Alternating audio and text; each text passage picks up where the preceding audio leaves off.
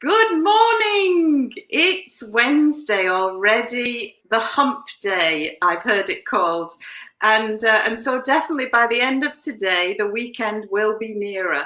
So welcome, and I'd love to have you join us as Christiana and I chat this morning all about our passion to move, to teach people to move, and to feel better but in the long run. So welcome to Christiana. Hello there. How are you? Good morning. Good morning, Philippa. Thank you so much for having me. It's so nice to see you. I tend to watch behind the scenes, but it feels very different being in front this time round. So thank you for the opportunity. I'm great this morning. The sun is out and my smile is on. So yes, let's do this. And your lovely earrings. I think I might get some like that. Yes, I might actually send some across to you. Let me know. Okay. Definitely. So Christiana. Oh, excuse me a second. So sorry. A little live faux pas there, but never mind. Christiana is a fitness instructor, but you know what? You didn't start life as a fitness instructor, did you, Christiana? No, I didn't. Oh goodness, this is another story that's going to come out. So I started life actually as well, a journey pursuing my legal career, going into law, to practice. So it's something that at the age of 13, I thought I wanted to do. So I spent my time wanting to and doing everything that I could to pursue this career and this dream. But lo and behold, I'd always been into fitness. From school, if you found anything sporty, I was involved. From football to tennis to running to cross country running, you'd find me there.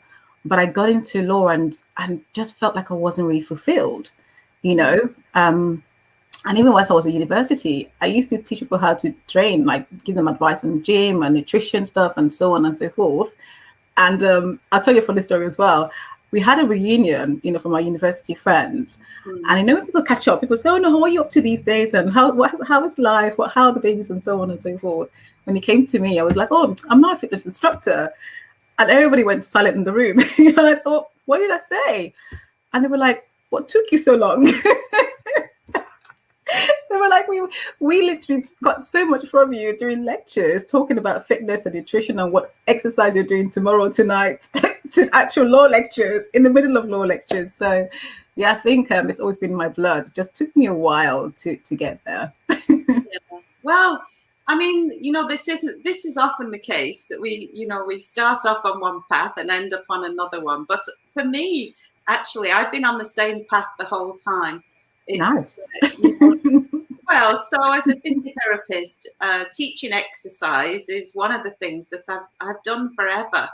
And when I went to college to train to be a physiotherapist, we had a uniform, and the obligatory tracksuit was part of that for our lectures. So it's I'm like you, even at school, I was doing this stuff. Funnily enough, I didn't actually like it that much, but I think it was because I was running cross country and playing netball, and I've got no hand-eye coordination whatsoever, and so it just didn't resonate. But gym and gym classes, point me in the direction of a gym class, I'll be there. I love that stuff, and the music as well. I think that's a big part of it for me. I don't know about you. Have you ever done the ETM, which is the exercise to music training? Oh yeah, right. It's all the music and your reps per minute and all this and all these things. It sinks into the brain, into the mind. So wherever you go, if you find gym or the music, it instantly wakes you up. So I used to teach classes myself when I first started in the industry. I taught a lot of classes. At one point, I was teaching 32 sessions a week. Which, yes, crazy. I know, I know, right?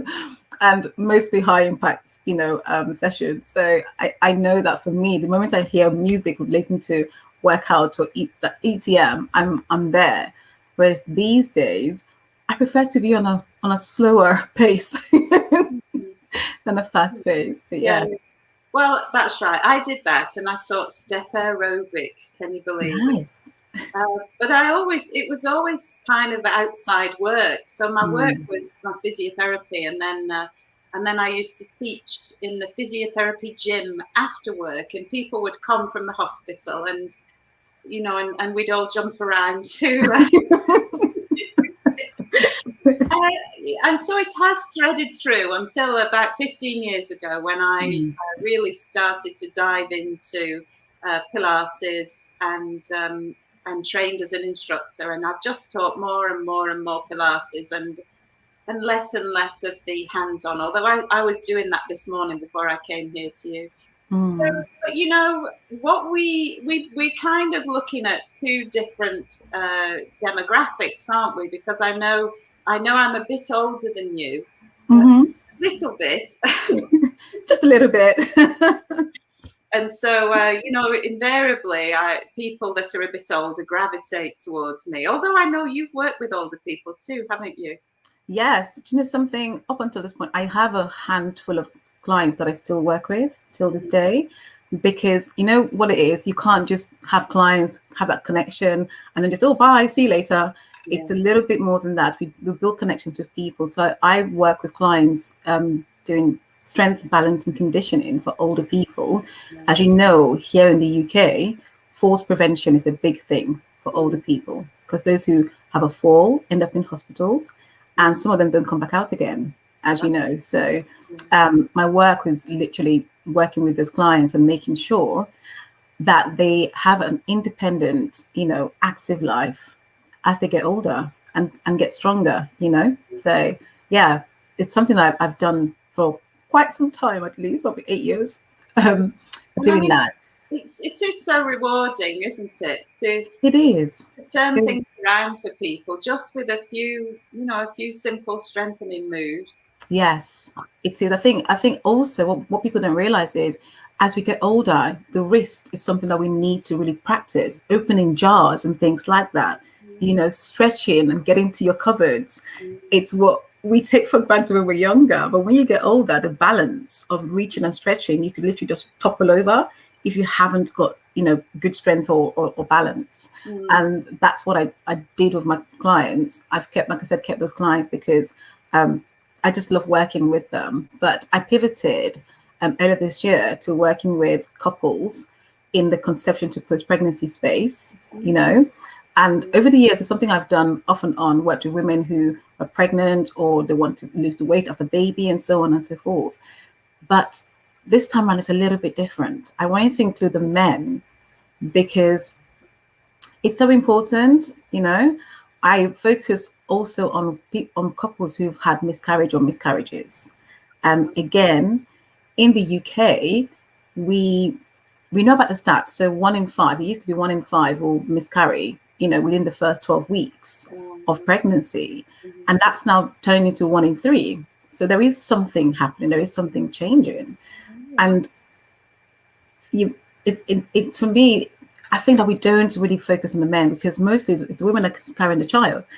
And therefore everyone's like, how are you doing? Are you okay? And so on and so forth. But then we don't hear from the men, so I include couples deliberately because I want to hear from the men. I did a Zoom series recently just so I could hear from men's perspective, what they're feeling, what they're going through. And also when they watch their partners, what's their perspective about what the partner is going through? How do they both cope with it? And that for me is something that's very close to my heart, because I've been through that situation. I've been through it myself, and I understand the stress. I understand the pain you feel, and in some cases, the self-negative talk we give ourselves, right? But more than that, I understand how health practitioners in the industry, in the field, once you get to, again, just to clarify, my client group is 35 and over. Once you get to a certain age, especially in this country, for me, from my own personal experience, is you're almost written off. Like, that's it, your life is over, your eggs are all dried up, like we can't really help you anymore, or whatever it is. And also being called a geriatric isn't fun. No. Geriatric mother Yeah. isn't fun when you are already feeling stressed, right, about your situation. So I love talking to people. For me, it's a human connection. I love to hear from people. My Zoom series was really about hearing from people, understanding each person's, experience. And oh my goodness, the stories that I heard in those 4 weeks, it just brought it home to me why it's so important that we do it, because we don't openly talk about miscarriages, something that seems to be some form of a taboo subject. Some women suffer in silence. Some people just don't feel comfortable, don't feel like there's a space to talk about it. And I wanted to use the Zoom series to bring that opportunity to have couples talk about their experiences and help them as much as I can. I mean, that's amazing, isn't it? What an amazing thing to do. I find this is a theme, though. It isn't limited to miscarriage. Menopause, very much. You're written off because you get to this age, and it's a taboo subject. We're not talking about it. Maybe the thing, certainly it's a woman's thing, but like you say, men travel through us with this as well. I tell you that. Yes. The mood swings. The mood swings, the emotions. Quilt on, quilt off, quilt on, quilt off. I mean, everybody's living through this together. So why is it? Why exclude them? Why exclude them? Absolutely. And particularly pregnancy and conception. I mean, that is a couple's journey, undoubtedly. And I have lived vicariously through that journey with a friend of mine who, traveling through the IVF. And yes, it plays havoc with relationships. And I think this is something with the medical profession that I experience as I travel through life more, that the language that we use as medical professionals is so very important. That things that to us, we just dash it off. It means, you say something to somebody like, oh, you've got a frozen shoulder. And that's relatively innocuous. But then to somebody else, they're like, oh, what on earth are you talking about? And so because we understand what we know, and we understand, we don't necessarily go to the lengths to explain everything in the detail. I had a lady this morning. She was told she had, you've got a fracture in your spine. Oh, okay. A pars fracture, which, for the most part, we know is relatively innocuous.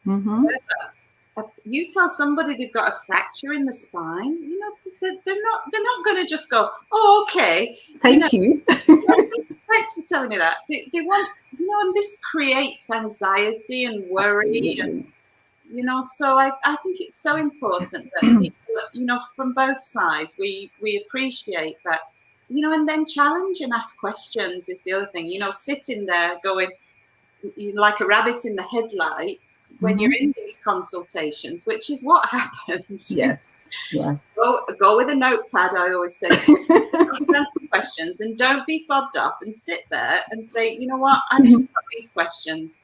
So, but anyway, I'm getting off on one here. No, it's okay. It's all right.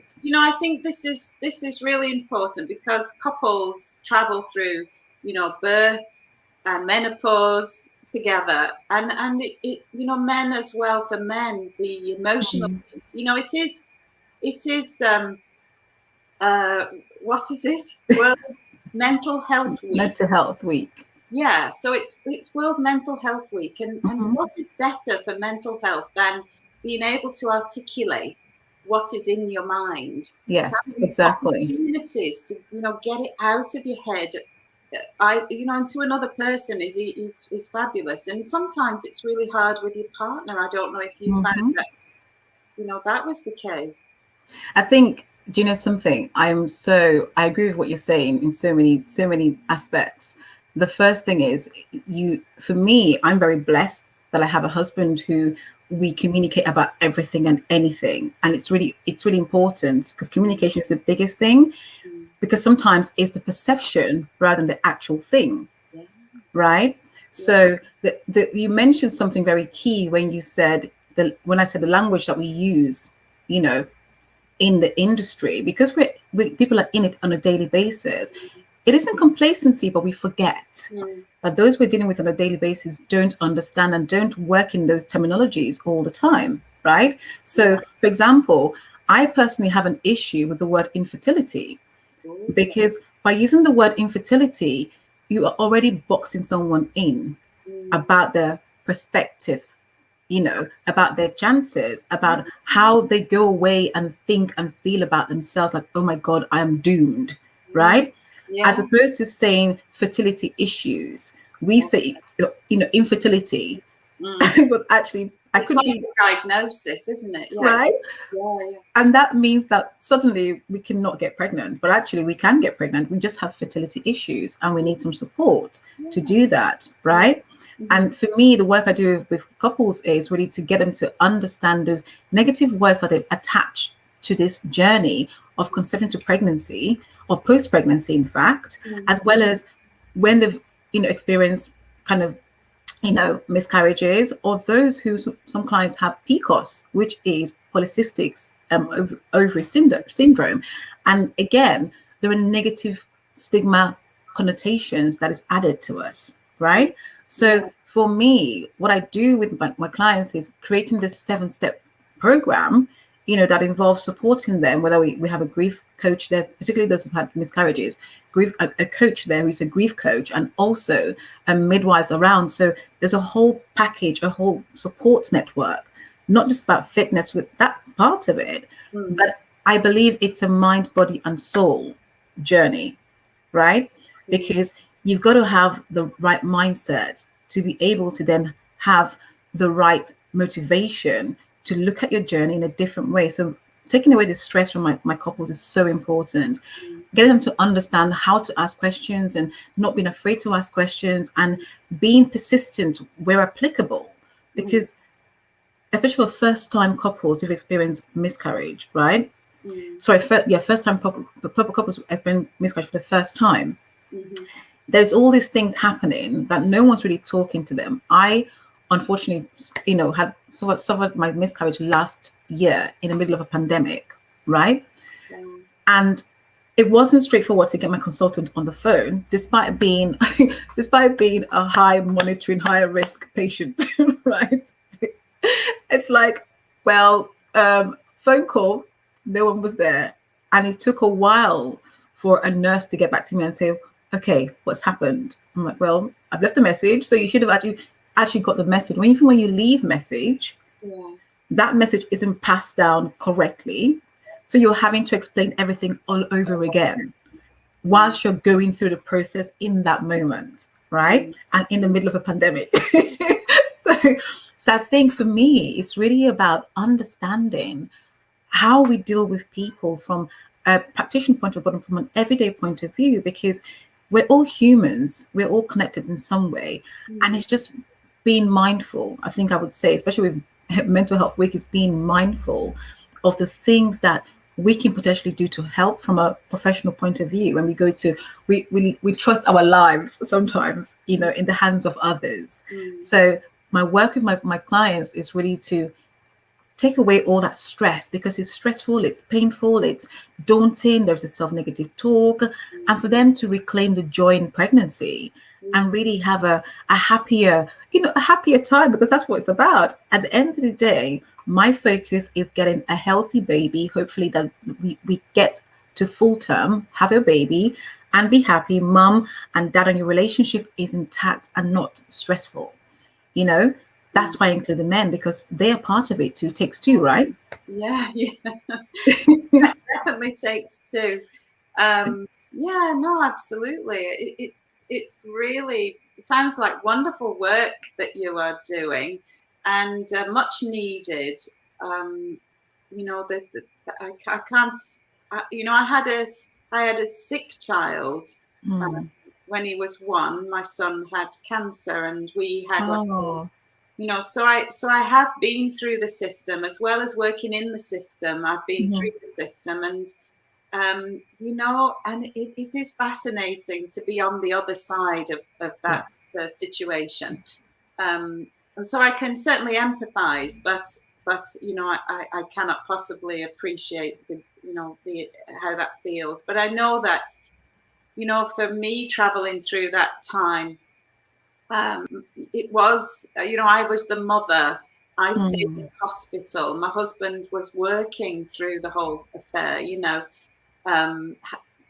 They have to, so they go off to work, and you're living in the hospital, and they're living at home and going to work and popping in, whenever they can to visit, and these things put such a lot of strain on relationships. Yes. And I mean, firstly, sorry to hear about your son. And I'm so glad that he's alive and here with you and healthy and got to teenage age and give you like, oh my God, lip and everything else as teenagers do.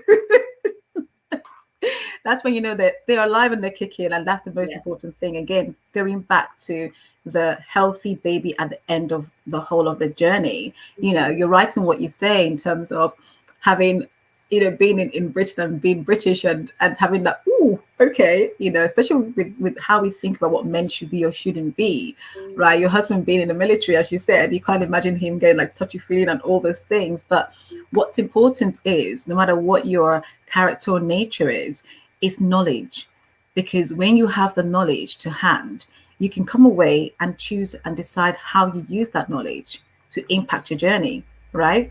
And for me, that's what it's about. It's about educating people. It's about giving them the tools to be able to say, okay, I can know what to do in this situation, or I can know what questions to ask if I'm stuck, or I can support my partner in asking those questions where I'm not able to ask, where she's not able to ask those questions, right? Or where he's not able to ask those questions. So that's why it takes two to tango, because it's that support network. And talking from since last year till this point, I know that I've seen couples split, because of this conception to post-pregnancy, because sometimes it becomes, for those who are going through IVF, so again, talking to them, it becomes a bit mechanical, right? There is all this hormones things, the injection, the this that they're watching the woman go through, and our mood swings are up and down, and there's different things. The natural conception, sometimes, if your focus is baby, you're like, okay, let's go. It's like, whoa, hold on. I'm not a machine. I hear men telling me this, right? So that's why it's important to talk to men and how they really feel about the process, and looking at a different way of looking, at that, of viewing conception to post-pregnancy, and putting together kind of fun stuff, like couples fun things to do. What can we do to make it fun? What can we do to be sure that we are going through this together and communicating clearly? And being open is something, again, talking through my Zoom series, is that thing of people are sometimes, I can't say that to him because he might feel this way. I can't say that to her because she might feel this way. If I say to her, well, I'm tired, it's kind of misconstrued, or it could be taken the wrong way. It's really about looking at feelings, because once you can start to communicate and do things, the next step that I look at is, how do we do exercise and work out together to keep us both healthy? How do we look at our food from when we even shop? Because our eating begins from the basket, right, at the trolley. No, but seriously, right?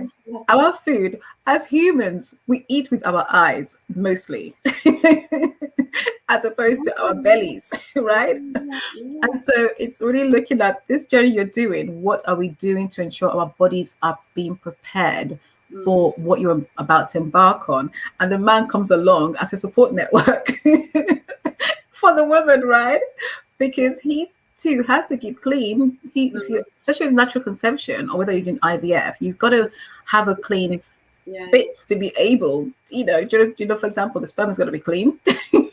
It's got to be healthy, so it's about just working on that and working together the whole way through, as opposed to feeling like you're on your own, carrying this baby for 9 months. It becomes a fun thing. And my biggest thing is putting the fun back in to the whole process, right? Well, I can see that you'd be very good at that. You giggle. I mean, your giggle's just fabulous fun to start off with. Thank you. Yeah, no, I think you said something then about labeling emotions, getting in touch with that, really getting in touch with that, and then the idea that exercising together is such a powerful thing. And I know that in my life and my marriage, that is the thing that we've always done. You know, and at first it was running and cycling and all Yes. this, and now it's walking. Absolutely. Still doing this stuff together, going to the gym together, doing the sharing the endorphins around. Yes. It's a really conducive atmosphere once you start doing these things together. And and then when babies come along, which is the We goal, get involved. then we move as families. And Yes. I've always advocated that we model behaviors that we want our children to then that our children will then find that this is perfectly natural. Yes. To eat lots of salad and go regularly walking or running or whatever it is. It's just in with the bricks. It's something we do without knowing it.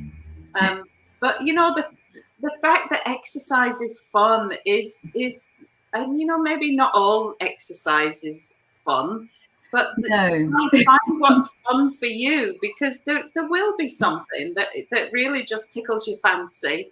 Zumba or whatever it is, and actually the biochemical effects on the brain once you start lifting weights in particular, it's a little bit addictive, isn't it? It can be. It can be. Well, I know for me it is. That's another story for another day. It can be, but what I understand, again, the work I do, and having been in this industry for so many years, you learn about people first, right? And you get to learn and understand. So I do assessment in terms of what are people's likes and dislikes when it comes to exercises, because that forms part of what programs I put together for my clients, right? Because I wouldn't send you to go and start doing rowing if you completely cannot stand rowing. Because no matter what I do, that motivation won't be there because you just don't enjoy it. So we have to come up with an alternative that gives you the same kind of, exercise, works the same muscles, and you're able to really enjoy what you are doing, So I think for me, I see exercise as being fun, and for both parties. And the purpose of the program is you can't do your exercises without the other person. So you've got to be in it together, if that makes sense, right? Okay. So it's about touchy-feely, literally touchy-feely as a couple. I think I know where you're going with this. Right? So that you can you can support each other. So that when that person, when the woman does become pregnant or is pregnant, you're still supporting her, you're still exercising, you're still having fun. You'll go through that whole process, getting really connected. Or if you're not connected, become connected. If you are connected, just adding to your connection, right?